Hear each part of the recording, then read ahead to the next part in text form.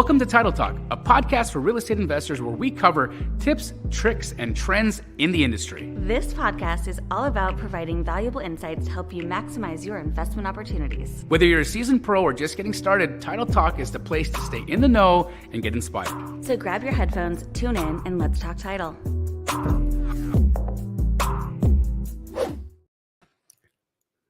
Hello. Hi. Dina. How are you? I feel like first, it feels strange to have you here personally. It's strange in a good way. So, Dina, if you guys didn't know that Dina injured herself. Are you okay with showing people what happened? Yeah, I'm bionic now. She's bionic. I want to show you guys, why she's kind of been virtual lately. So she broke her knee. Bobby, can you camera it? Yeah, show. She had surgery a week ago, but can we all look at that? Yep. So she had her leg amputated, and no, she did not. No, I did not have my leg amputated. She did not have her leg amputated. She had a knee surgery. She broke her knee. How many pieces did your knee break into? 4. Her knee broke into 4 places. But I just want everybody to honor Dina for a moment, because she had been going through that and still made Title Talk. Like you are. I was pretty busted last time we did Title Talk, yes, but I did it remote. I'm happy to be here in person. This is way more fun. She did it remote, busted up. And so I just want everybody to give Dina some love and say, thank you for the dedication. Thank you for the friendship. Thank you for being a part of our lives and helping us. Actually, I want to share with you a testimonial that we had. That was from today, Bobby, that you sent it to me. The person who did the deal with Fidelity Title. Do you have that handy? Ooh, I love it when I get surprised. Yeah, so there was a testimonial that I got from somebody that used my AI, which we're going to talk about a little bit today. Cool, love it. They used my AI to do agent outreach. Okay. The software did the auto follow-up and all the things that they needed to help them get the deal. And then what ended up happening is they got the deal done and then did the deal through Fidelity Title. And so I just want to share it. Jamoris Slaughter said, just closed my first deal while using Astro Blaster today. I had a $30,000 assignment. $5,000 of that went to my JV partner, which was another wholesaler that brought the buyer. Sorry, I can't see that anymore, Bobby. You took it away. Oh, he's going to share it with all of you so you can see it. So there was $5,000 that went to another wholesaler for bringing the buyer. And also I used Fidelity Title that Jamil recommends on Title Talk. They made the process seamless. The AI followed up to help me pull this deal in. And he has 2 more in the pipeline under contract for this month. Keep chopping wood if you haven't seen results yet. And here you go. Here's the proof of it. Fidelity Title helped him close the deal, and there he goes, and he made the money. And so $30,000 assignment. Oh, congratulations, Jamoris. That's amazing. Very amazing. And this is why we do what we do. Yeah. Because it's so important for us to see you guys getting results. And again, if you haven't figured out who your title company is supposed to be in your neck of the woods, whether you're in Arizona, Florida, Texas, wherever it is, Fidelity National Title, it's in the name, National Title, meaning they're all over the country. Just go to Title Talk at fnf.com, Title Talk at fnf.com. If you want to be introduced to a title company or a title office in your neck of the woods that can help you get your deals done seamlessly as they helped Jamoris. I love that. Thank you so much for sharing that. And guys, course. if you're going to email me, just tell me what market you're in. Now, I live in Arizona. So if you're sending me acronyms of different places that I've never been, I may need a little explaining. So the more info you give me about your neck of the woods and where you're trying to do business out of the chute, the quicker I can respond to you to help you get connected with one of our partners across the nation. But congratulations, Jamoris. And I'm super happy to be here with you today. This is definitely, I feel better today than the last time we did Title Talk. But last time we had a lot of fun and you made a lot of jokes about my busted knee. I did make a lot of jokes about your busted knee. And again, I'm that guy. Yeah, you I can't are. help myself, but just create as much laughter as I can. You gotta laugh through everything, though. It's the cosmic joke that it's not all that serious. Like we're here, we're doing our best, we're on this planet, we love our people, we love our family, we're trying to figure out how to love ourselves. And in all of that, we have to earn money. Yes. We have to, maintain or build relationships. And in addition to that, we got to find some joy. We got to laugh. And something that I heard Aubrey Marcus, if you guys don't know who Aubrey Marcus is, he's this incredible human being. He has this beautiful podcast on YouTube. You guys should check him out if you don't. And today I listened to his latest podcast where he was talking about comedians and how he feels that comedians are shamans because they can raise the energy of a room. When we laugh, we change the energy of a room. Yes. When somebody tells a joke, it raises the energy of the room, that joy, that laughter, that ability for everybody to change their vibration from static to this place where we're all giggling and crying and laughing and just having this fun. Having a good time is so important. So important. So important. And that's been what's getting me a lot through this too. I'll be honest with you. I just have to laugh about all of the things. I went to the Home Depot with my mom on Sunday and rode the electric wheelchair, and I just had the greatest time. And we were laughing. I wish I could have seen that. It was hilarious. I put it on Instagram because I just thought, I haven't seen. I gotta get on your Instagram. Much. So you're in your little scooter, yeah. And what did you buy from Home Depot? I didn't have the plant I wanted, so I didn't buy anything. And I did learn that their wheelchairs do not make it through all their aisles, guys. So be careful if you're in the plant area, because they are not all handicap friendly. I got stuck a few times. And I just laughed. So I'm like, good. This is so funny. So good. Well, today, guys, we're bringing on an incredible guest. This is actually somebody that I personally work with in the Arizona office here at Fidelity National Title. I just want to give you guys all a quick introduction before we bring her onto the stage. So Jody Ayala has been one of our greatest assets in being able to navigate wholesale transactions, make sure that we have everybody who's a party to the transaction happy, informed, and make sure that this deal closes. Now, guys, if you don't understand the importance of a good title company, and in addition to a good title company, an incredible escrow officer to make sure that whatever you're working on, whatever you're doing gets honored, that the people that are involved in the transaction are being dealt with properly so that everybody feels good, you probably haven't done enough deals, because as you do more transactions, you're going to find that not all title companies and escrow officers are created equally. There can be this massive hiccup, this massive wrench in the deal that can F everything up. If you're not working with the right title officer or the right escrow officer in your transaction, they can say the wrong thing. They can create the wrong energy. They can bring skepticism, fear, so many things to the table, which aren't going to help you get your deal across the finish line. That's the ultimate problem. Is we find that sometimes wholesalers will get a deal under contract, and then they bring the deal to the title company, and then all of a sudden the escrow officer blows the whole deal up. They talk to the seller, and they're like, I'm not really sure what's going on here right now. And we don't know these people. We don't know. We've never done a deal with them. And because they wrote and or assignee in the contract, I'm not really sure that they're going to end up being the buyer. I don't really know what they're trying to do right now. So I'm going to let you. So just imagine that. Imagine you're in the middle of a wholesale transaction. And fear you write is already up there with all parties, right? Everybody's skeptical. Everybody's nervous. Right. And fear is like the energy that's permeating the entire file. And then all of a sudden you have an escrow officer that just comes in and takes an entire fear dump in the middle of the deal. How can you possibly make that feel seamless? How are you going to be able to get the agent that brought the deal to you to become a relationship that like transcends that deal into future deals? How are you going to make this work? And that's why, guys, it's an art form.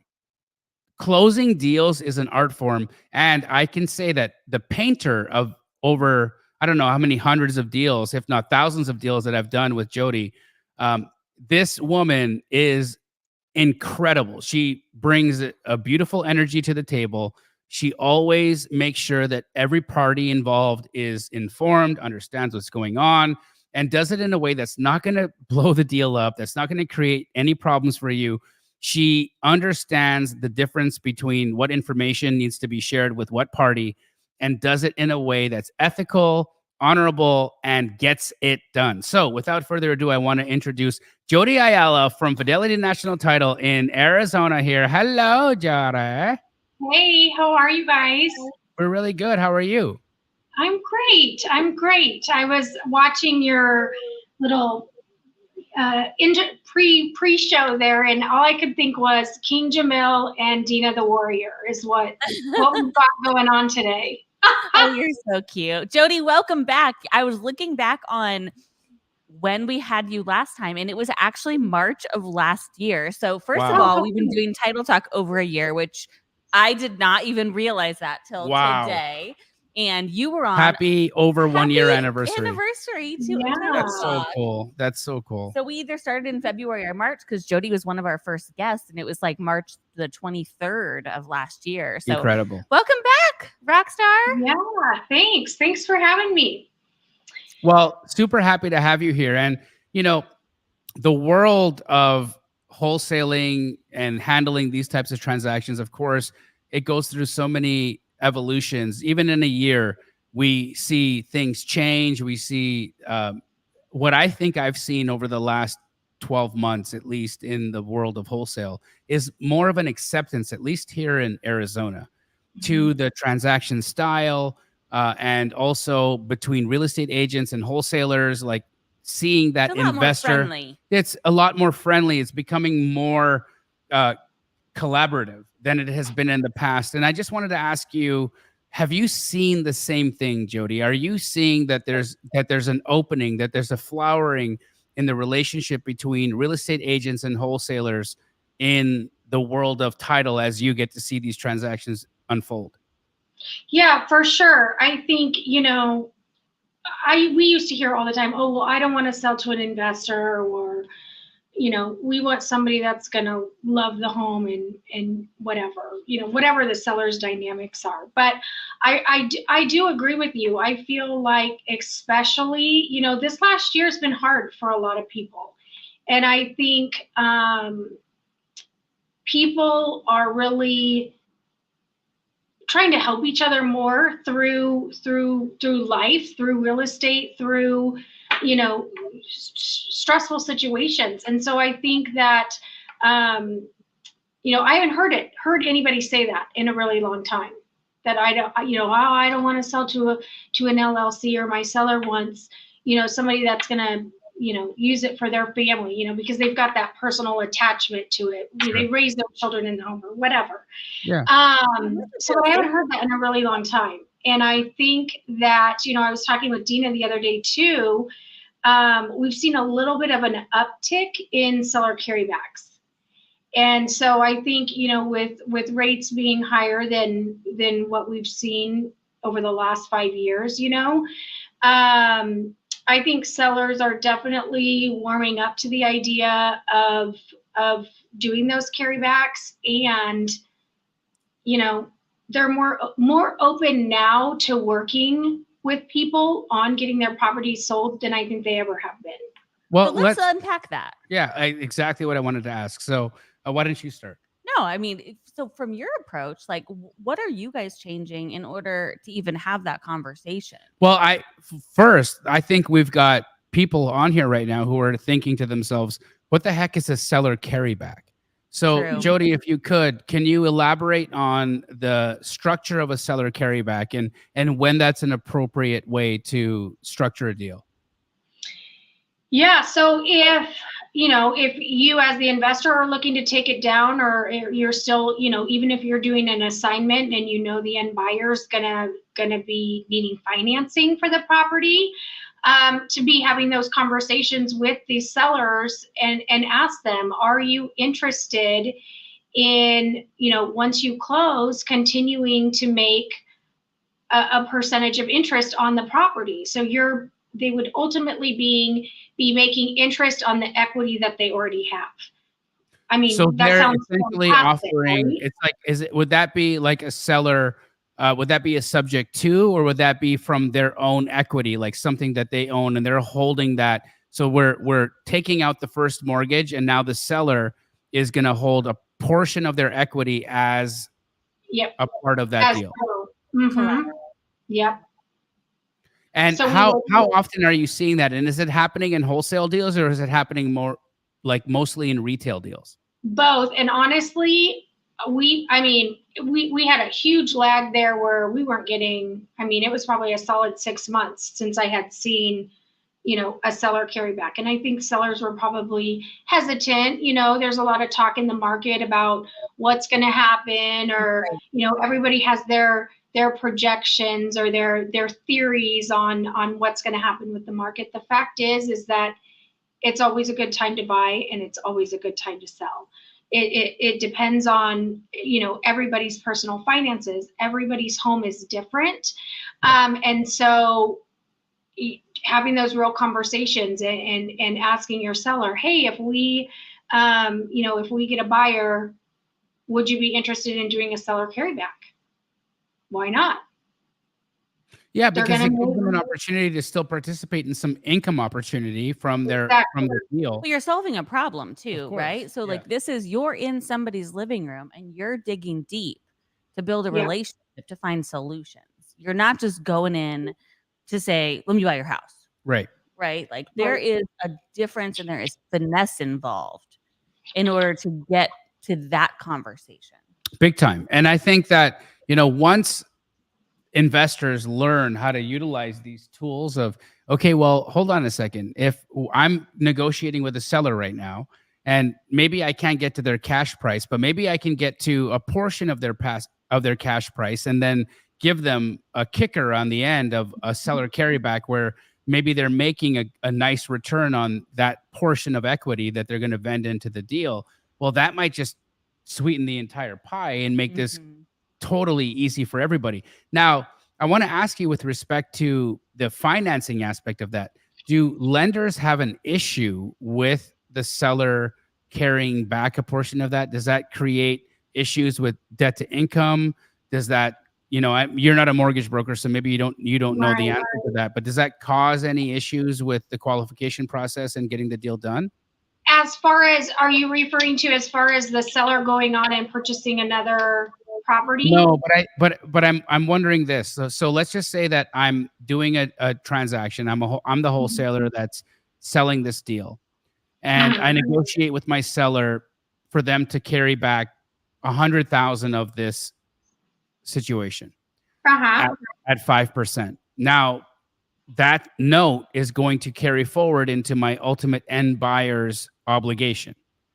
So when that person goes to qualify for that mortgage, they're not only going to have to qualify for the amount that they're trying to get for the loan, but also that seller carry, right? Does that create any issues with a lending institution on that not being, an institution or a business or something that they can say, well, we know that this note's held by Chase Bank, or we know that this note's held by, XXX, whatever, mortgage company. It's just like, Dina Jones, right? It's just, it's Dina's house. She's just selling it, and she's going to carry 100 grand. Does that turn into a problem, or does that create any, like jarring of the deal being able to get done? No. So for the seller, in this instance, for the seller, it would be income. There wouldn't be, the buyer would take on the debt. And so the seller would be ultimately counting whatever additional interest they're receiving on that mortgage payment that the buyer's making. That would be additional income for them. Now, once you get into wraps and all that stuff, and the loan still out, if the seller had a loan on the property and it's still outstanding and not being paid off, then that's where, they could run into an issue of still having that debt to income ratio not balancing out and what have you. But on the seller carrybacks that we're seeing that have been coming through in the last 3 months, those are, where sellers have an abundance of equity in the house. They might have a small loan that they have to pay off, but they want residual income coming in and basically making their equity that they gained all these years in the house turn into an income that they're gaining interest on. Does there need to be like a delineation of the kind of paperwork that you have to do in that kind of deal? Like, let's just say this is a question that I think it is Mariah Torres asked. She said, is there a difference in the contracts between a seller carryback and just a regular transaction? So are there two separate transactions or two separate contracts, or is there another set of documentation that's required for the seller carryback versus just the purchase of the home for the cash price? Yeah, so most markets will have like a seller carryback addendum that you can attach. If you're not using the standard contract in your market, then you could simply, even reach out to Dina or I. We've got a seller carryback form that you could attach to your own contract that basically just outlines the terms of that seller carryback, the interest, if there's a prepayment penalty, basically all the terms of what the note's going to be, when the loan's all going to be all due and payable, anything that would normally be in a set of loan docs. It's going to outline the terms of that agreement, and then the buyer and seller sign it, and onward and upward we go. Super easy. Like, it's not this big, like crazy set of documents and all these like different securities and instruments that are required to make it happen. It's just like, it's a form.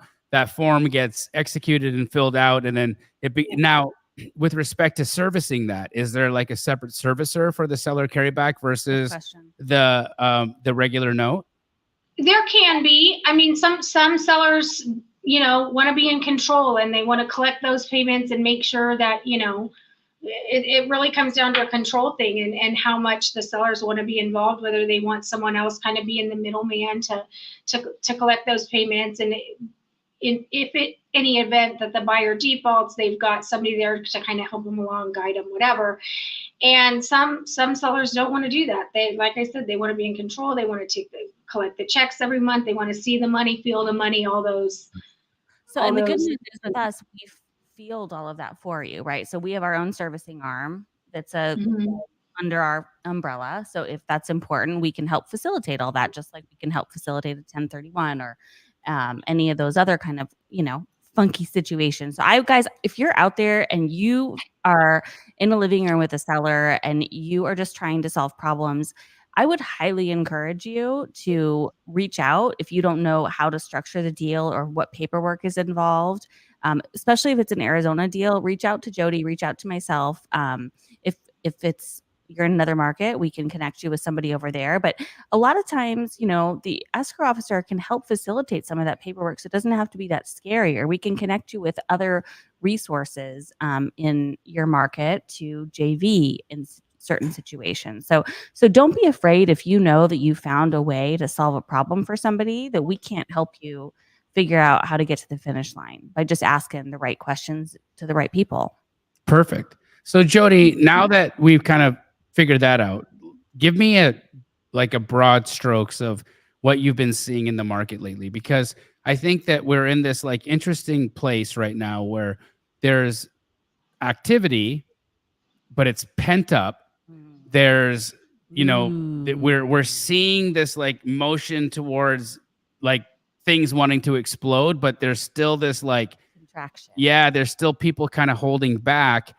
Lots of mortgage applications, lots of things going on, but like transactions are still pretty flat.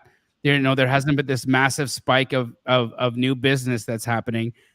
What are you seeing right now? Are you seeing files kind of stay steady? Are you seeing opens increase? What are you seeing right now with respect to volume? Yeah, I think volume, generally speaking, I mean, it's pretty even keel. We're not seeing spikes, we're not seeing dips, we're not seeing surges in cancellations, we're not seeing appraisal issues. We have seen an uptick, like I said, in the seller carrybacks. I think that any sellers that have been waiting to sell are finally like, okay, well, interest rates took a little dip, but then they went back up a little bit.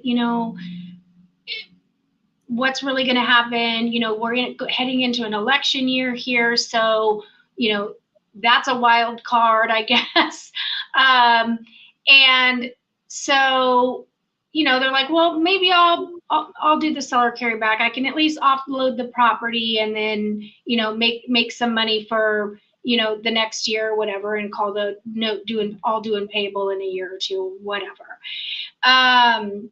But yeah, I mean, I think overall, at least the market here in Arizona is what I could mostly speak to. It's steady. There's still movement going on. We're not over here getting our nails done or going to the hair salon during work hours or anything. We're busy. We're in the bathroom. Builders are always a really good kind of stabilizer for us, because I feel like if dirt's moving, the market's moving. It's when builders start to slow. What's that? What are you seeing with dirt? What are you seeing the builders doing right now? Are they increasing? Are they staying pretty steady in volume? Like what? They're still looking for land. Okay. Yeah. No, they're pedal to the metal. Are bullish. Builders are bullish, and they want the right land. They're looking for land right now. They're still doing the thing. Mm-hmm. One thing that I have learned is that from at least our business at Keegley, our opens have slightly decreased, but the contracts are actually sticking, and there's more contracts sticking than there are contracts falling out. And that's an important thing to think about, right? So important. Because that tells us that, okay, well, if there's less opens, that there's still a little bit of softness in the market, but if they're closing, that means there's confidence from the people that are in the market, right? Buyers are way more committed. Exactly. Versus lots of opens and lots of cancellations, or less opens but lots of cancellations, which tells you that we saw that in 2020 where you had less opens, more cancellations, and that told you that there was a decrease in confidence. Right now we've got less opens, but we've got deals sticking all the way through. That tells you that the people that are at the table right now are confident in what they're doing, and they're confident that the market is holding steady. The market is going to do what they expect it to do. And so are you seeing that is, I can only speak from Keegley's point of view. Is that something that you've seen from other wholesalers, or is this is this market, is this industry, at least in Arizona, is it industry wide for investors, or is this specifically for Keegley? No, I agree with you, Jamel. I think that buyers, whether they're investors or everybody, all buyers across the board are, once they get under contract, they're sticking to it. They're committed. They're in the game. Sometimes in the past we've seen where people were canceling during their inspection period. Maybe another property came on the market, or they decided they got cold feet, or the numbers weren't right, or whatever. So either everybody's getting smarter and running the numbers ahead of time, or people comps. Yeah, exactly. But I can say we are also seeing, back to what I said earlier, is sellers are more willing to work with you and negotiate than I feel like they have in the last 5 years. Got it. So sellers are cognizant of the complexity Mhm. of the market. They know that, interest rates are what they are. Yeah. We haven't really seen a massive dip yet in rates, and so that's been holding steady. Buyers are at the table right now, taking advantage of the fact that we have like this imbalance of like actual qualified buyers at the table. So the ones who are actually coming to pull the trigger, they have an They're committed. opportunity. They've got an opportunity right now to ask for concessions. And right now I'm in a deal on a new construction project that Rahima and I built. And, we're giving our seller, I think, 2% concessions, home warranty, making repairs, doing things that we normally wouldn't do in a really heated market. And so, they're taking advantage of that opportunity right now in the market, seeing as that there aren't these like massive bidding wars or things like that going on. Are you seeing that is like constant with Yeah. like the majority of your transactions? And so are these seller concessions, do you feel like they're starting to decrease in terms of like the percentages that people are offering or the spoofs that people are offering with respect to home warranty and other things? Or are they starting to tighten up or getting a little less generous? Because that I think, to me, if I'm seeing concessions start to downtick, then maybe there's more heat. Or are they staying steady, or are they starting to increase? What are you seeing there? No, I would definitely say they're increasing without a doubt. I mean, we're seeing anywhere from repairs from 5,000. Oh, I had one last week that was 50,000. Seller concessions, credit towards closing cost prepaids. Those are usually anywhere from 10 to 15 to 18,000.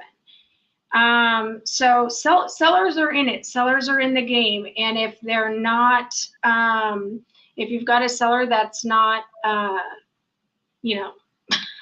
ready to play, well, they need to wake up and smell the coffee and Gina's giving maybe me shit because I'm answering all No, her. it's I'm, so I'm funny. asking I all her had three questions, things I wanted to talk about and today, I didn't even know. I'm not and even. he doesn't even know. Like, I do keep some notes, guys, on things that like we're seeing. She's in like, trends. dude, and I'm like, and nothing to I don't ask. let him read, and Yeah. like I was like, literally, he reads my mind. I love this guy.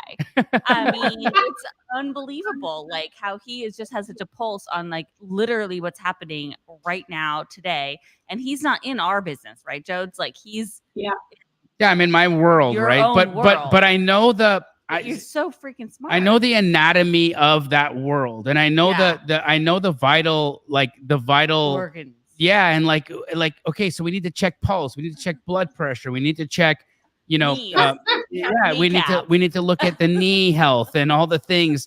And so like once we get an understanding of what's going on in the body, then we know like the health of the entire organism. And so how I look at the real estate market is just like how you would look at a Same person. thing I do when I'm dating. I set him on a physical. That's Yeah. date number one. Right.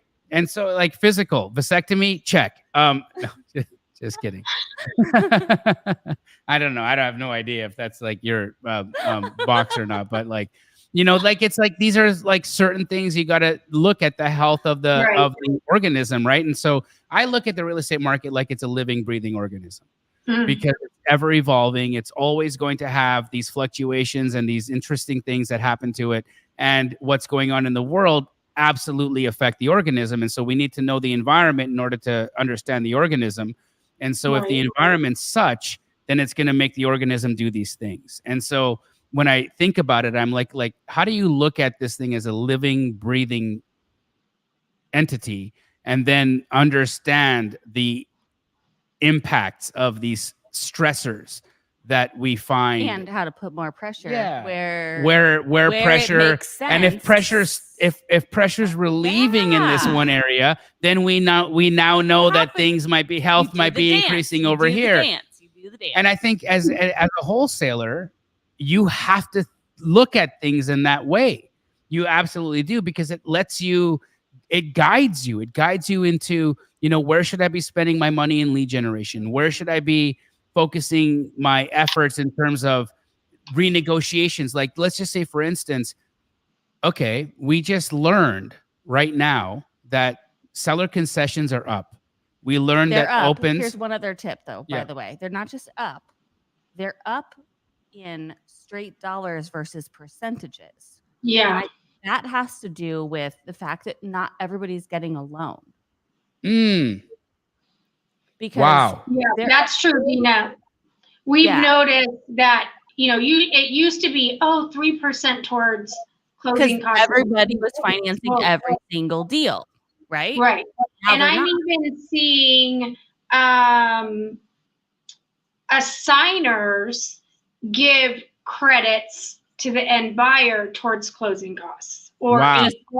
in flat dollar increments. It makes, I think sometimes, not that I'm telling you to give away, I'm not one for, telling anybody to give away their commission or their assignment. No, Like, it helps people do business, right? Like, Yeah. if you need to know like what things are going to sweeten a deal to get it across the finish line, then 100%. I'd rather give my seller or my buyer a $2,000 credit than lose the deal.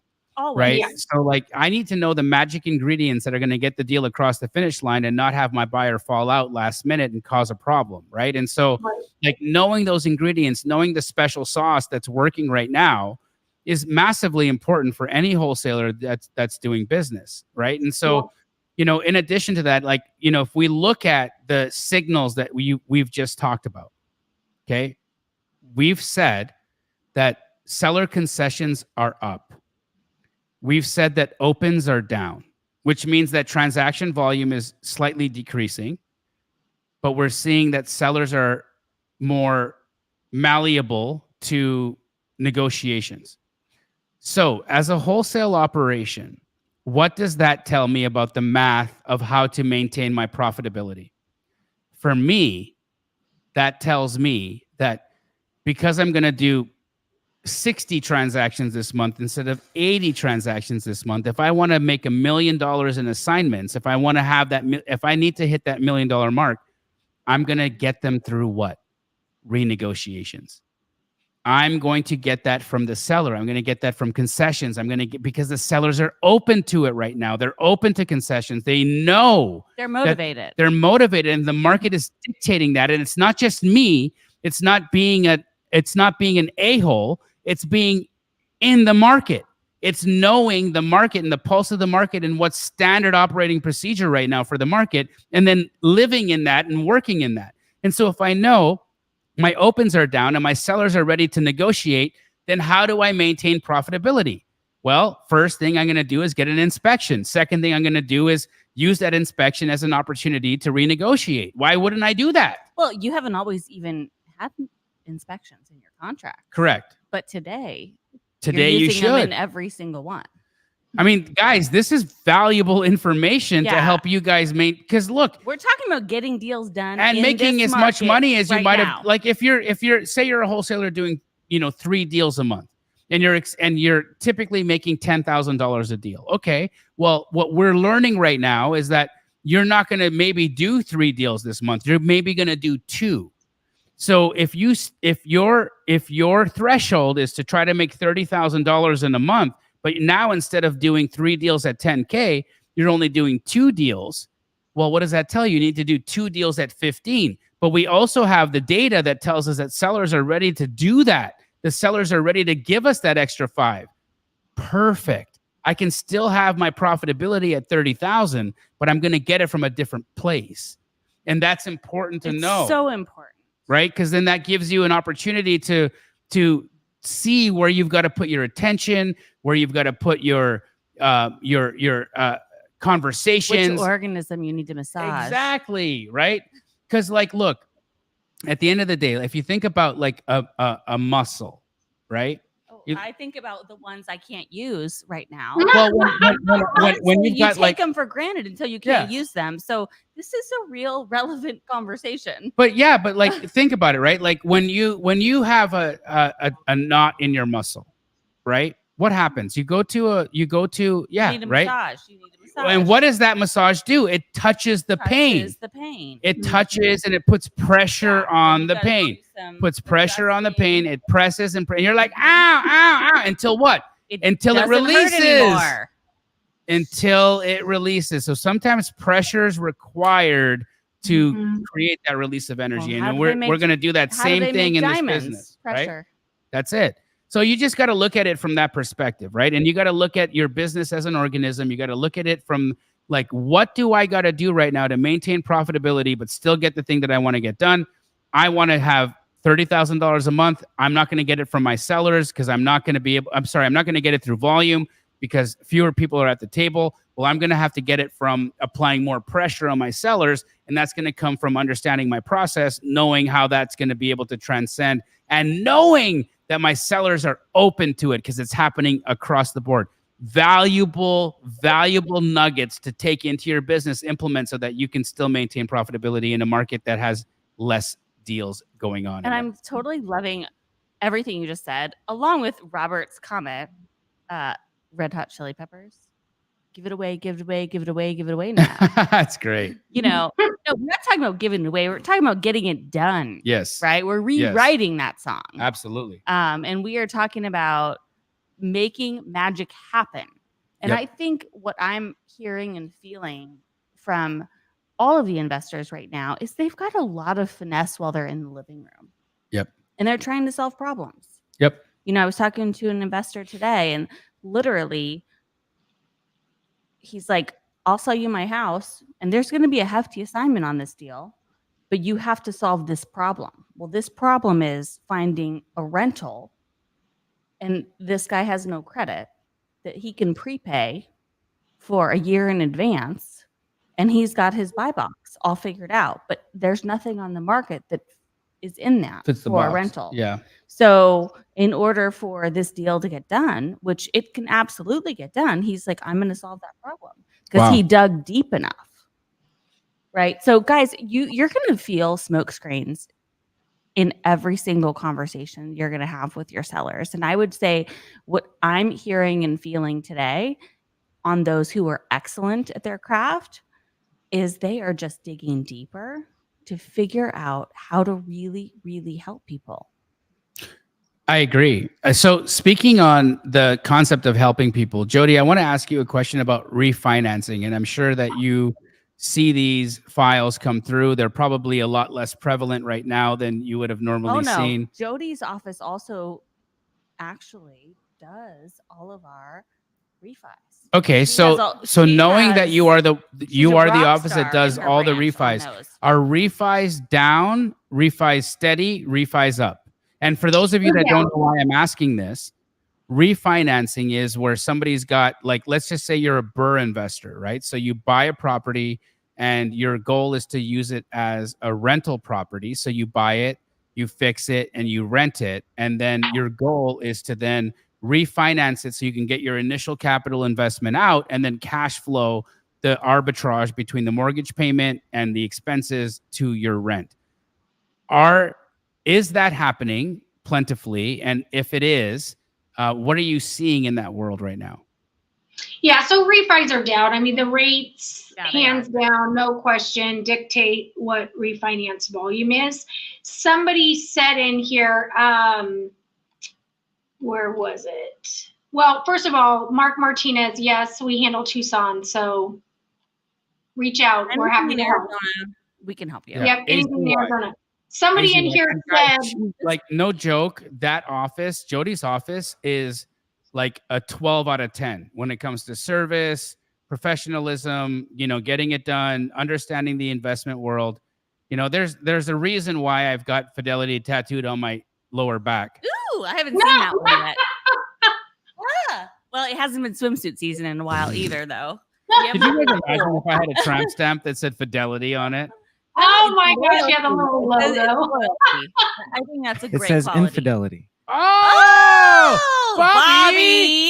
Bobby. Oh my goodness. Real dude, I know. No, somebody in here said marry the house and date the rate. Who was that? I saw it in here. I love that concept. Yes. Right? And we are also seeing one other thing we are seeing is the credits for buy downs. We're still seeing that, guys. And right now we're seeing that in a 1 year time span. And that's what the buyers are using those. So we're seeing, like, you know, flat seller credits of $15,000 to $18,000, and the buyers are using those to buy down their rates. For 1 year. Now that's when you've got deals Sure. going with, your traditional lenders. We're not seeing a whole lot of that with hard money loans. But yeah, anyways. Interestingly enough, so I'm looking at my, I want to see your tramp stamp. I'm still fascinated by what Bobby told me you've got going on. I don't have infidelity on my tramp stamp. That's terrible. It was thing. very clearly a joke, too. Yeah, I was like trying to set up something, and then Bobby just like derailed it. But anyways, so His hair looks good though. my hair or Bobby's hair? Bobby's hair. Yeah, he doesn't look like a bum anymore. Thanks. So anyhow, You were going to talk about refis. well, yeah. So I have that pad split deal that I'm in right now, right? Which And is still making you a tremendous amount of money. Mhm. Okay, so my mortgage payment on this property is $1,500 a month, and I just got my wire yesterday, $4,000. Right, so my $4,000 was my wire. My payments. What do you do with the extra money?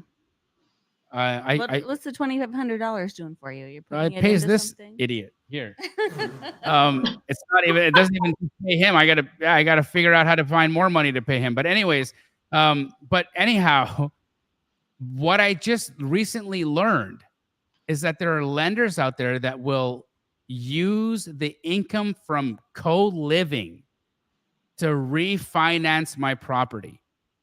And so I might be able to pull out not only what I've put down as a down payment and renovation, but profit out of the deal because of the income that's coming from. And there's like to purchase other deals, or Yes, just to for that purchase deal? just for that deal to purchase other deals, right? So like, for instance, That's I logical. put 20% down on this property, and I spent $100,000 on the remodel. So let's just say I'm into it for 120 grand.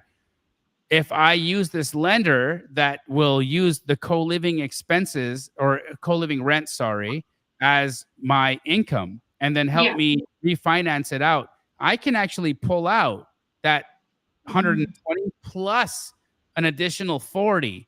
That gives me $40,000 profit right out the gate, plus gives me about $800 a month in income on that property. So now I'm all in for the property for $0, and I'm making $800 a month in income, and I can take all that money and go do it again. And if I go do that 10 times, now I'm making $8,000 a month, $0 in profit. I got 40 grand profit,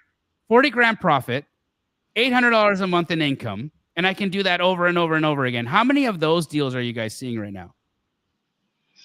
It's hard to know what, They don't always tell us their end game, but we don't always, from our side, we don't always know what exactly they're doing on the back end of every deal. So But I don't okay to tell us out of the gate, guys. And by the way, this can also help alleviate potential problems for you. If you tell us when we're opening a deal what your intention is with the property, we can help navigate things through the process for you. Oftentimes people don't even realize we do hold opens. So if you're going to do a What's flip, a hold open, Dina? Please tell us. I'm going to let Jody speak to What's a hold open? So a hold Is a hold open like a golf tournament? I don't golf, but I do love charity tournaments. Sounds fun, but no. So Jody? a hold open. Just like these two are so dumb. I mean, it could be like a golf tournament. We just don't put the ball in the hole until the second round of golf, if you want to look at it that way. Oh. Now Robert is intrigued. He's like, he cocked his head when you said that. He was like, ball in hole? Explain. He did this. No, Cock, so explain. basically, the first transaction, opens the binder, if you will, for the title policy. And then the second transaction is when we actually close the binder and issue the policy to the buyer. So it's a significant savings. Obviously, the higher the price goes up on the purchase price of the house, the more that the savings are. But yeah, I mean, it's significant, and I can tell you guys because if you're flipping houses, you Yeah. should be getting hold open policies. The only You're hook on it is renovating the that, house. Yeah. Yeah, If you're renovating anything on the first leg, we want to know that so we can Yeah. save you money. So I make these Yeah. calls to the people that are that person after the fact, and I wish I could have made it Earlier. at the beginning, but I don't always have all their information. Can you right? retroactively change the policy? We can't. No, you have to let us know at the acquisition of the property, because once that policy is issued, when the file closes, it's issued. We can't go back and go, oh, well, I guess we want to have a second round of golf on this one, and we want to take the ball out and wait to put it back in the hole. Like it's done. Best ball. It's like you're an attorney, but you're playing best ball. Yeah. She got that one. Oh my god. Wait, she loves the golf jokes. Okay, what else do we got for her, Robert? I wish I was a good golfer. I'm a tennis girl. Not right now, clearly. I'm not So- allowed to play The other tennis. thing I think is super, super important, and especially, with the whole astro flipping group, a lot of people, I saw somebody just posted, they just joined today. Confidence. Welcome, Sydney. Yes, welcome. Welcome to the Yeah. family. Yes, the new family members. Hey. Welcome in. So I think confidence is something, that is so important. That's so weird. Like, Um, it's like Maybe you're I like could point this one. no. oh okay, my goodness. Like I don't know. I didn't do this. She did it. But it's like, what is this? A gang sign? The heart for Is the this a new- heart? Is The this? heart. It's okay. We did good. We- We did good. I don't It know. was weak. No, Jody's heart West is Side. perfect. I don't know. I don't know. What? Hi, Sydney. Welcome. We're not weird. Oh, we're weird. But we like it. We like being weird. She's like, Anyways. she's about to call her person and be like, hey, what's that refund policy again? We don't have one. No, we do. If you don't like being in my world, Oh, I know. You're it's all just like, good. I don't. yeah. I don't. First of all, at the end of the day, like that doesn't happen because people come in there like, I They're can't blown believe away. that I only paid that, yeah, they're blown and away. then yeah, it's a whole thing. So yeah, welcome. So welcome, sorry, Sydney. Jody. We Yeah, cut sorry- you off. sorry, We Jody. digressed. You're fine. What were we talking about? Sydney's comment about being new in Astro. Oh no, I think confidence is super important. Anybody that you're going to work with, they want to work with people that are confident. So it's an energy. It's not so much what you know. It's an energy. It's a vibe. It's the way you walk, talk, carry yourself, all of that stuff. So no matter how long you've been doing it, if it's your first day, first deal, 1,000th, like be confident in what it is you're doing and who you are, and let that radiate, because your business will explode once you have that self. Can I tell a story about what you just Yeah. said? Yeah. So there, Explosion. this is the first time I'm telling this story, so I apologize if I F it up. Okay. So this Westerner goes to this like place in Peru. He's in this village in Peru, and it's like a rainforest village, and he's hanging out with these people. And while he's there, a drought happens. And he's a guest of this. He like paid some money to go and be at this place, and Kind of like you just said to go to Cancun. yeah, to be with but I Joe was in like a Dispenza. hotel. But Yeah. like he's in this, like he's in the jungle, and he's trying to like rough it or whatever. He's trying to wake up spiritually or whatever. Anyways, so he's there, and a drought happens, and there's no water. So like all of a sudden the like restrooms or like the sewage situation Oh, gosh, changes. Terrible. The drinking water situation No changes. golf balls. The food situation changes. The drinking, like the water drinking situation changes. Everything changes. And within 2 days, the Westerner goes to the people and he's like, so like, what are you guys going to do about this? Like, is there somebody that you guys call in to truck in water? Like, how do we figure this out? Like, where's the solution? And they say to him, we call the rainmaker. And he's looking at them like, what? Are you gonna do a dance? He's like, we call the rainmaker, and then he doesn't understand like what it means. But anyhow, later on the day, this gentleman comes, and he's obviously like a part of their tribe, a part of their culture. He's, in this indigenous outfit and whatnot, and he's the rainmaker, right? He shows up, and they construct this tent, and he goes into the tent with some of the elders in the community, and for 3 days they're in this tent. Must have been a big tent. Is it, like a kind of a Not like a teepee-ish kind of teepee, tent, like right? It's like a yurt or whatever. Like they're in the yurt, right? And they're doing these ceremonies, things are happening. And on the third day, it starts pouring rain. Like it's just like it's so much rain. And now the guy's mad because he's like just walking around in mud. He's like in mud. He's all this thing, but he's also super happy because now he can drink water. He can poo. He can do all the things. It's like solve the problem. Yeah, like it solved the problem. And he meets the rainmaker on his way out of the yurt, and he's just like, "What did you do? Like what the F did you do? Because like there was no rain here." And he says, "When I got here, my energy changed. And I knew that my energy needed to adjust. And so what I did was I went in and I changed my energy. And when I changed my energy, the energy of the land changed, and the land did what it needed to do. And it rained. And so it showed the Westerner that was there that if you want to make a change, the only way to do that is to change your energy. And it not only will change the situation that you're in, but it's going to change the situation that is around you. And that's how that situation completely resolved itself. And so when you look at a deal, if you're in a deal that's getting clunky, things are feeling like this, scarcity mindset out the window. Absolutely. Guys. When you're worried about the commission or the assignment fee or that monetary thing, you can't think about it. Yeah. You can't. You have to think big picture.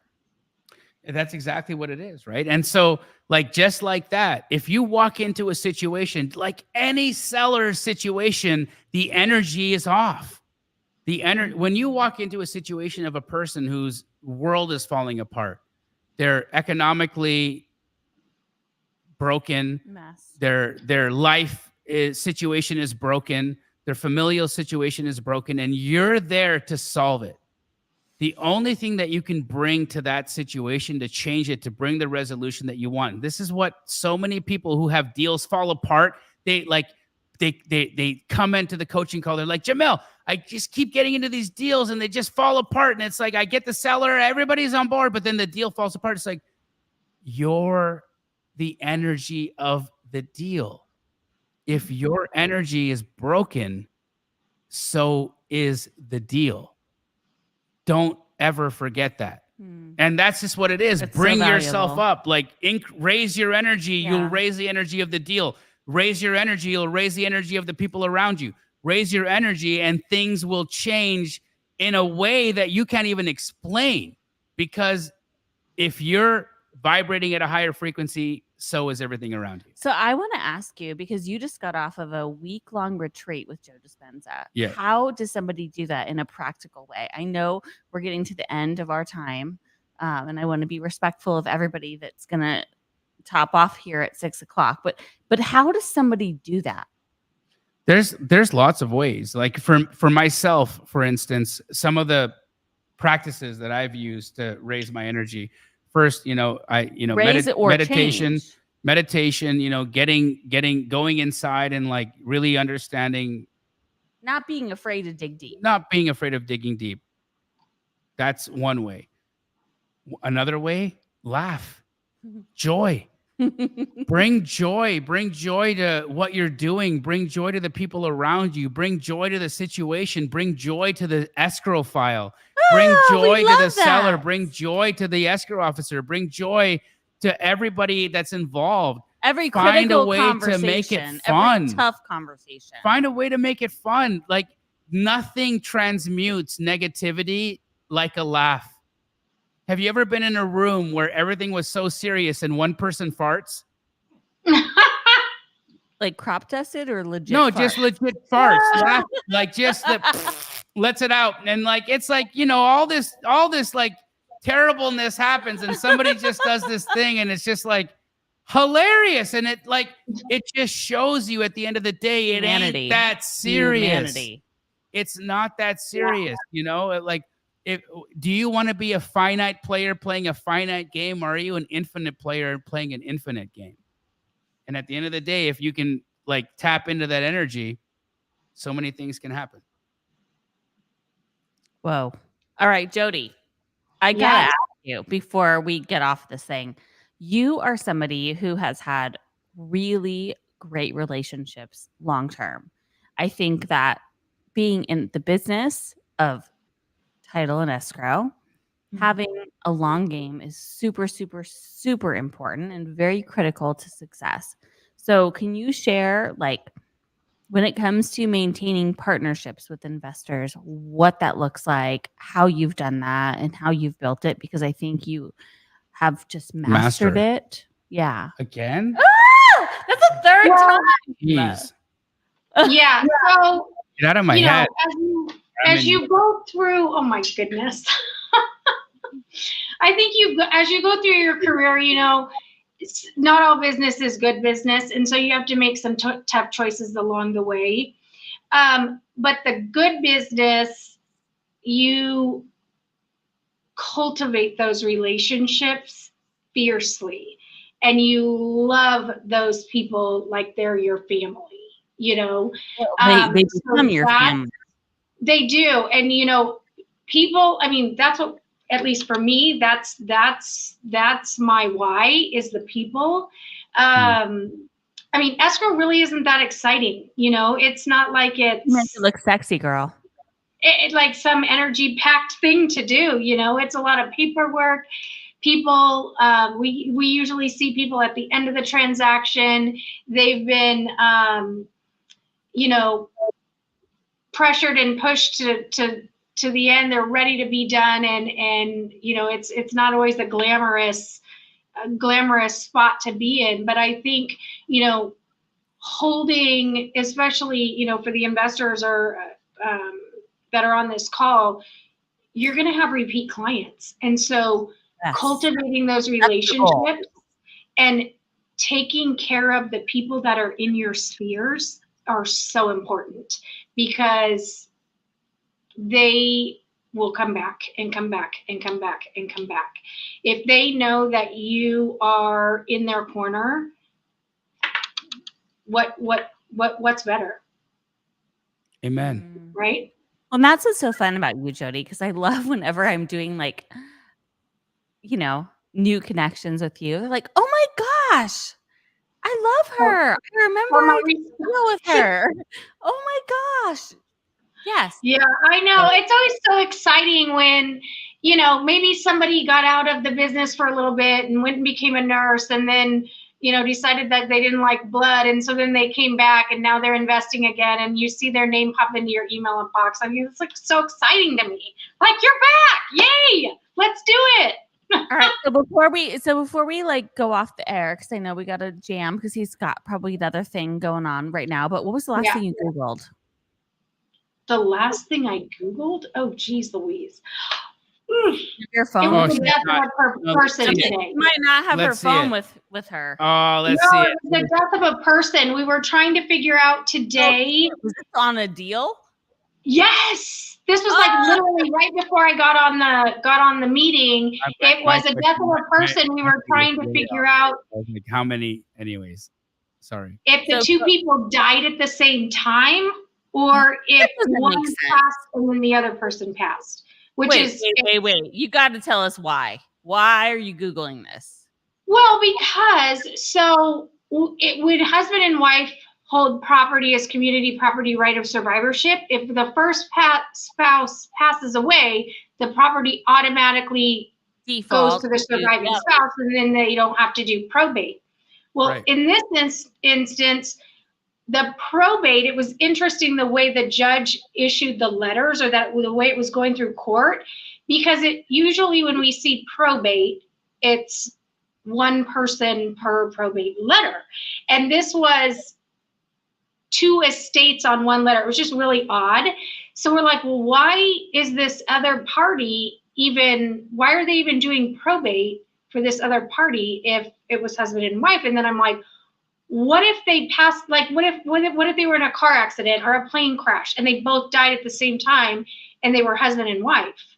Like, I don't know. I've never had that. So that's what we were Googling. We were trying to figure out what happens in that situation. I've never had that happen before. You know how many FBI and Department of Homeland Security and Department of Justice lists you triggered when you Googled that? Anyhow, guys, thank you so much for tuning into Title Talk this week. We love you all. Thank you, Jody. Jody, we you love are you. the best. You guys, thanks for having me. Not yet. If you are doing business in Arizona, make sure that you are working with Fidelity National Title. Jody, how do people reach you? They can shoot me an email or just reach out to titletalk@fnf.com, and Dina will send you over my contact info. Incredible.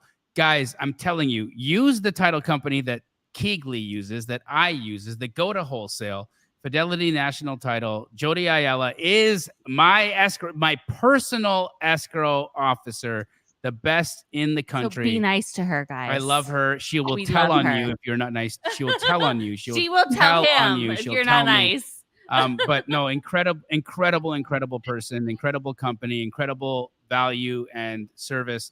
We love you so much, Jody. Thank you so much for joining us today. And to the rest of you guys, thank you for tuning in to Title Talk. And we'll see you again in a couple of weeks.